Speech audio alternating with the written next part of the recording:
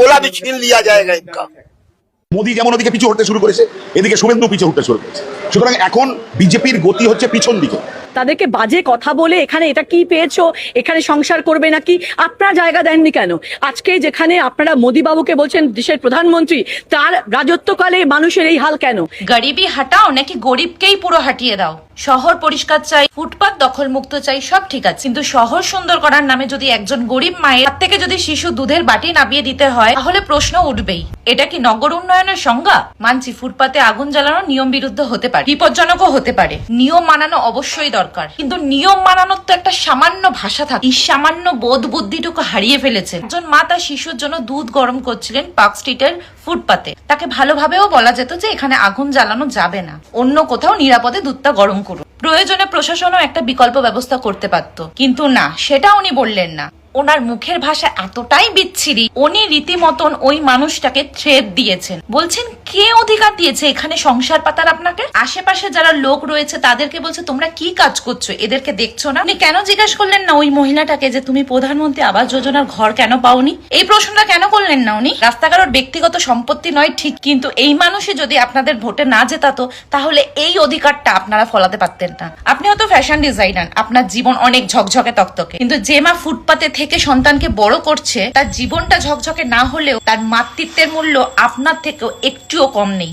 একটা কথা মনে রাখা যায়, ফুটপাত থেকে মানুষ সরিয়ে দেওয়া যায়, কিন্তু দারিদ্রকে সরিয়ে দেওয়া যায় না শুধু লাঠির নির্দেশ আর উচ্ছেদ দিয়ে। যদি সত্যিই উন্নয়ন করতে হয়, আগে প্রশ্ন করুন এই মানুষগুলো ফুটপাতে কেন থাকে? তাদের মাথার উপর নিরাপদ ছাদ কোথায়? তাদের পুনর্বাসনের ব্যবস্থা কোথায়? শহর ঝকঝকে হবে অবশ্যই, ফুটপাতও পরিষ্কার হবে অবশ্যই, কিন্তু এই সৌন্দর্যের সংজ্ঞায় যদি গরিব মানুষকে জঞ্জাল ভাবা শুরু হয়, তাহলে সেই সৌন্দর্য দিয়ে আমরা কি করব? কার জন্য সেই সৌন্দর্য? তাহলে এরকম সৌন্দর্য, এরকম শহর আমাদের চাই না।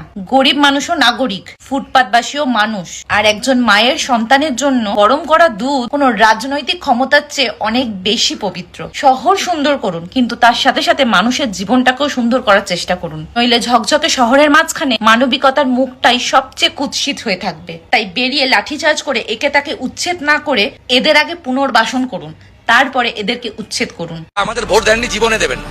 হ্যাঁ, আমিও তো দিন, আর দেবো না। তারা ওই রাস্তায় চিৎকার করুন আর গড়াগড়ি খান।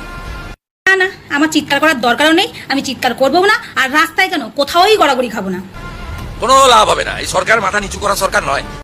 সরকার কেন নত হবে? সরকার কেন নত হবে? মানে জনগণ নত হয়ে থাকবে, জনগণ ভোটও দেবে, আবার জনগণ নতও হয়ে থাকবে, এটাই তো নিয়ম। হিউজ ম্যান্ডেট নিয়ে জিতেছে। তা তো অবশ্যই, তা তো অবশ্যই, সবাই জানে কিভাবে জিতেছে। কিছু মনে করবেন না প্লিজ। সব যোগ বিয়োগ 5 বছর পরে হবে। এই একটা যুক্তিপূর্ণ কথা বললেন, যত যোগ বিয়োগ 5 বছর পর হবে। কি বলো বন্ধুরা, 5 বছর পর যোগ বিয়োগ হবে তো? কেন এত হরিড হতে যাবেন? এত চঞ্চল হয় নাকি? তো হ্যাঁ, এত চঞ্চল হলে হবে? আরে সরকারকে সময় দিতে হবে তো, সবে তো মাত্র এসেছে 3 থেকে 4 মাস। আরে দাঁড়ান সবাই একটু ওয়েট করুন। এই অন্নপূর্ণা ভান্ডার পাওয়ার জন্য, না পাওয়ার জন্য যেভাবে হুলুস তুলুস হচ্ছে, তারপর যেভাবে বস্তিগুলো উচ্ছেদ হচ্ছে, যেভাবে রেল স্টেশনগুলো উচ্ছেদ হচ্ছে, আপনারা একটু মানে তাড়াতাড়ি করে ফেললেন না স্যার?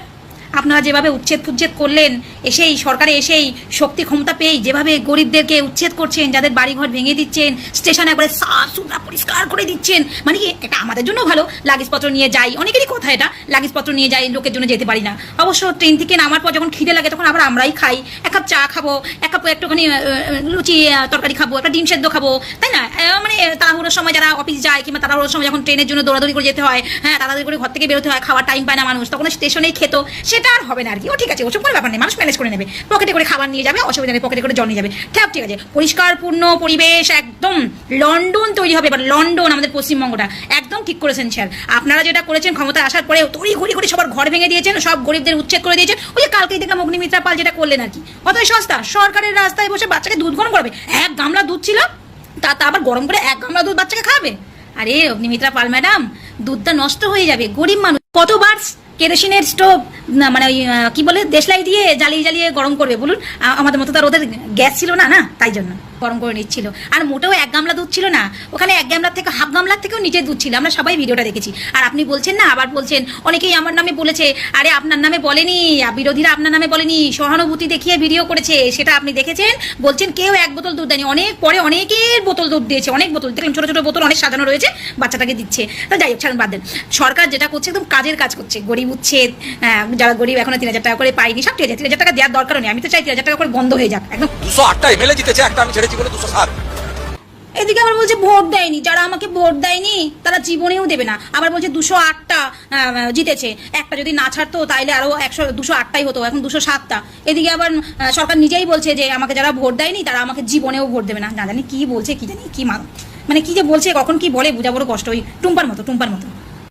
তার বাচ্চার জন্য দুধ গরম করছে রাস্তা ফুটপাতে, কাকুতি মিনতি করছে আমার ছোট্ট বাচ্চাটা দুধ খাবে, দুধটা ফুটিয়ে নি ম্যাডাম, একটু গরম করে নি ম্যাডাম। কিন্তু শুনলেন না উনি কি করলেন, তুলে ফেললেন। আরে তাকে তো সময়টা দেবে, তার কোলে একটা বাচ্চা, সে কোথাকার কে আমি জানা দরকার নেই, তাকে সময় দেওয়া দরকার ছিল যে একটা ছোট বাচ্চা দুধ গরম করছে, দুধ ফটাচ্ছে, তাকে খাওয়াবে। আরে সে কোথাকার বাসিন্দা তো পরের কথা, আগে তাকে দুধটা তো খাওয়াবে, দুধটা ফটাচ্ছে। আবার বলছেন কি না 6 মাসের বাচ্চা 1 গামলি দুধ খায়। আরে গ্যাসটুকু তো কিনতে হয় তাদের, 10 দিনের দুধ হয়তো একদিনে ফুটিয়ে নিচ্ছিল। এ কি ছোট লোকের পানা হচ্ছে এগুলো কি?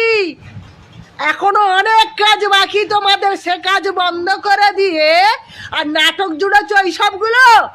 হ্যাঁ, কত গরিব মানুষ এখন অন্নপূর্ণা পায়নি, সেই নাটকটা বন্ধ করে না করে দিয়ে তোমরা আগে যাচ্ছ ওই কে কোথা দুধ ফোটাচ্ছ তুলতে। চালাকি করার জায়গা পায় না একবারে জানো। কথাটা কি বললে দিলীপ কাকু? লক্ষ্মী ভান্ডার নিয়ে কিন্তু এটাও পরিষ্কার জানা উচিত, সব সুবিধা সবার জন্য। কেন্দ্র সরকার অনেক প্রকল্প করে, রাজ্য সরকার। দিদি আমাদেরকে লক্ষ্মীর ভান্ডার দিয়ে অভ্যাসটা খারাপ করে গেছে না? তাহলে সেই একই ভুল তোমরা কেন করছো? ভোটের আগে তাহলে তোমরা কেন বলেছিলে দিদি দিচ্ছে 1500 টাকা, আমরা দিব 3000 টাকা? তাহলে তো দিদিও যা দোষ করেছে তোমরাও সেই দোষ করলে। ঠিক আছে, তোমরা এখন সরকারে আছো, তোমরা যখন কথা দিয়েছিলে মানে সকল মহিলাকে 3000 টাকা করে দিতে পারবে না, যখন প্রকল্পটা বন্ধ করতো, মানে টোটাল ভাতা প্রকল্পটা বন্ধ করে দাও। দিন থেকে আমাদের পশ্চিমবাংলায় ভাতা প্রকল্প শুরু হয়েছে, সেই দিন থেকে জিনিসপত্রের দাম আকাশ ছোঁয়া হয়ে গেছে। 3000 টাকার জন্য সব জিনিসের দাম ডবল হয়ে যাচ্ছে। চিনি 40 টাকা থেকে 70 টাকা, মুসুর ডাল 130 থেকে 150 টাকা হয়ে গেছে, তেল 180 ছিল এখন 220 টাকা হয়ে গেছে। আমাদের জিনিসপত্রের দাম কমিয়ে দাও, আমাদের চাই না এরকম অন্নপূর্ণা যোজনা 3000 টাকা। আপনি সব থেকে ভালোভাবে ভাতা নামক প্রকল্পটা উঠিয়ে দিন, আর শিক্ষিত ছেলে মেয়েদেরকে একটা কাজের সংস্থা করে দিন, তারা যাতে একটু কাজ করে ডাল ভাত খেতে পারে। আমরা চাই না এই ভাতা, শুধু বয়স্ক ভাতা থাকবে আর বৃদ্ধ ভাতা থাকবে, চাই না। আর ভোটের আগে বলেছিলেন আপনি এ উংলি মুছে দে দাও 3000 টাকা মিলেগা, যেই না জিতে গেছেন এখন আবার কিসের টাকা? অর্ধেক মহিলাকে দেবেন, অর্ধেক লোক মহিলাকে দিবে না। এটা কি মানতে পারবো? এটা মানতে পারবো না, কারণ আমরা নিজেও একজন বিজেপি সমর্থক। বলবো না, কিছু বললেও তো দোষ। আপনি বলছেন বেছে বেছে দেওয়া হবে, কেন বেছে বেছে দেওয়া হবে? বেছে বেছে তো তৃণমূলের লোকগুলো আর ধনী লোকগুলো পেয়ে যাচ্ছে, বেছে বেছে গরিব লোক আর বিজেপি লোকগুলো থেকে যাচ্ছে। বাহ রে বাহ।